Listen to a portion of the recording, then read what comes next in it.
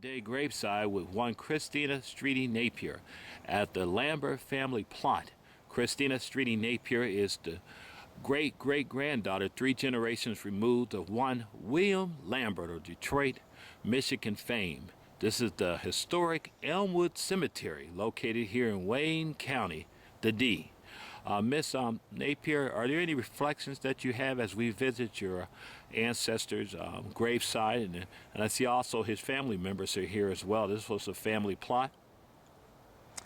Every time I come to this plot or to this cemetery, I'm moved. Just thinking about the legacy that William Lambert left to the city of Detroit. He was an amazing man. He did so many things for this great state and the city of Detroit, as well as the underground movement in a national level as well. Even though he's not as well known on a national arena, what he did for this country was still memorable. He actually led up to 40,000 slaves or more over to Canada.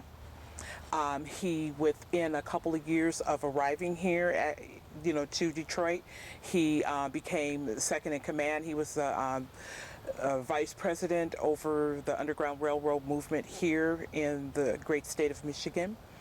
He went on to speak before the Michigan State Legislature and demanded, in so many unseen terms, that the word white citizen, as in white only, be stricken from the Constitution. He was a man that was fearless, and he stood up for the rights of others. He, much like a Martin Luther King, he was like a Martin Luther King of his day, as some might have said. What are some of the other contributions that he made to Wayne County and the great city of Detroit as a whole? I heard that he was an educator as well. It had something to do with early education in Detroit. Yes. William was actually educated. He, unlike a lot of African Americans during that time, was a learned man. He could read and write and was taught by the Quakers to read and write.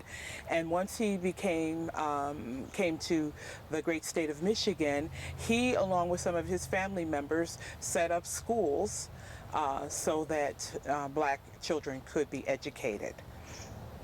Okay, Miss Napier, was another thing I heard about your ancestor, William Lambert, is that he was involved in, we have education, but also religion. He was an early warden, I hear, of the great former St.MATTHEW'S church. Is that true? That is true. He was first a member of Second Baptist, and him, along with others, went on to set up the first Black Episcopal church here in the city of Detroit, and that is St. Matthew's. The original building, however, has been torn down, but the church merged with St. Joseph's, and they became St. Joseph's St. Matthew's Church, which is still erected today. I actually spent some time over there today and got a chance to talk to some people and reflect on some of the things that William Lambert actually achieved. Well, as we're prepared to say goodbye, are there any other memories you have of some of the works that he did, from the Underground Railroad to early politics, and where he was a spokesman for, if you will, the black people, the community, and as well as him being a tailor here? I heard that he was a businessman as well, and that's how he garnered a lot of his monies to be able to finance the Underground Railroad movement. Is that true? That is true.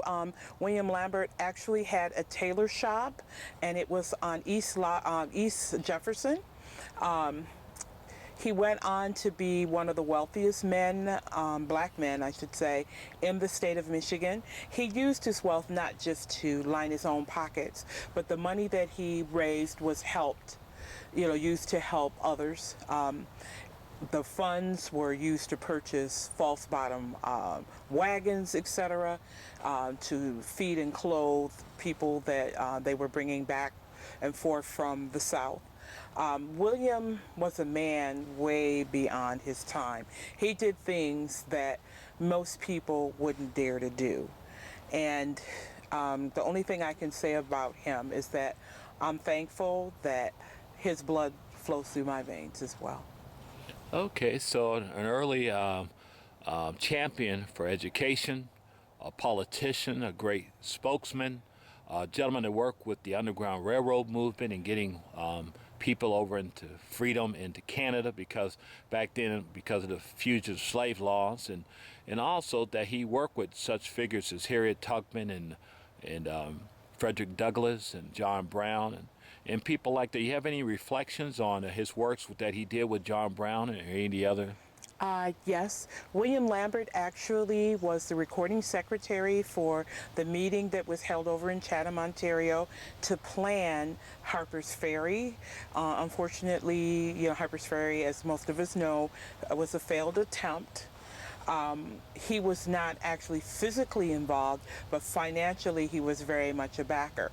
He thought that his funding and the funds that he had could better be used in other areas, and that's because he was part of an organization, the Men of Oppression here in Detroit, and they actually were a vigilant committee that was set up very similar to the NAACP, set up to help African Americans, people of color who are having problems either with the law or being runaway slaves and trying to be hauled back south, etc., as well as actually training operatives in the South that were still enslaved to spy on the Confederacy, because they felt the winds of change coming and that there was going to be a civil war.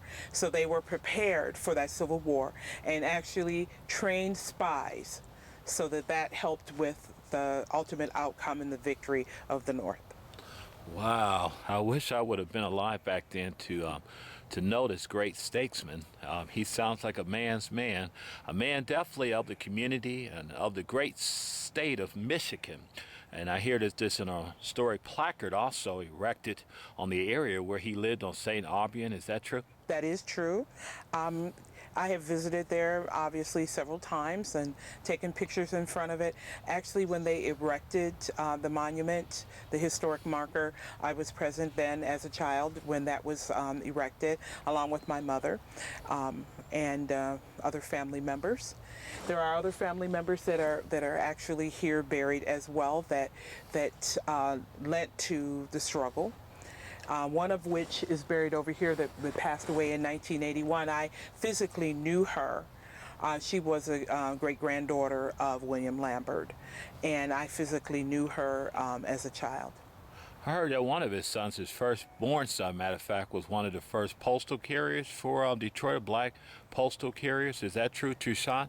Yes, that was Toussaint. They called him Uncle Toots, and yes. Okay. Well, it's been so nice interviewing this day, ma'am. I've learned a lot. History is a very important part of the American vernacular, if you will. You should never, ever take it for granted. Here we are at the very historic Elmwood Cemetery here in Wayne County, home of the D, Detroit, Michigan, in one Christina Streety Napier, great-granddaughter 3 times removed of one William Lambert of the Underground Railroad fame. It's William and his wife, Julia. Julia actually was born in the South, but lived in Cincinnati until until the two of them met. Over here is Toots, Uncle Toussaint, and his wife Molly. They were both very instrumental in education. Back here we have Benjamin. Here we have Benjamin Lambert. Benjamin was the youngest son of William. He was actually still alive when my mother was alive, and she actually knew Benjamin. Benjamin was one of the ones instrumental in bringing the first chapter of the NAACP to the great state of Michigan and to Detroit.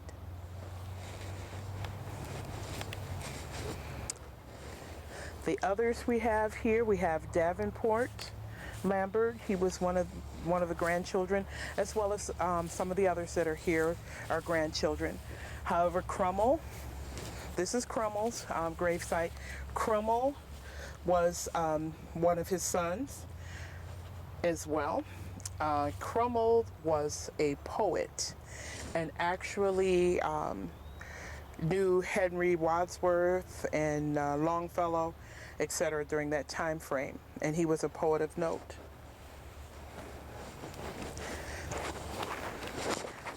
The youngest daughter, Ella, is buried here.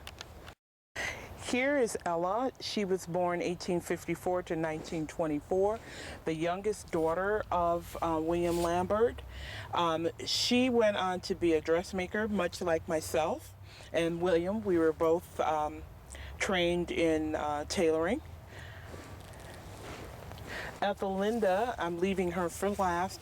I actually knew Ethelinda. We called her Cousin Lenny, and she was a great-granddaughter, and she passed away in 1981. I actually used to visit her in the nursing home.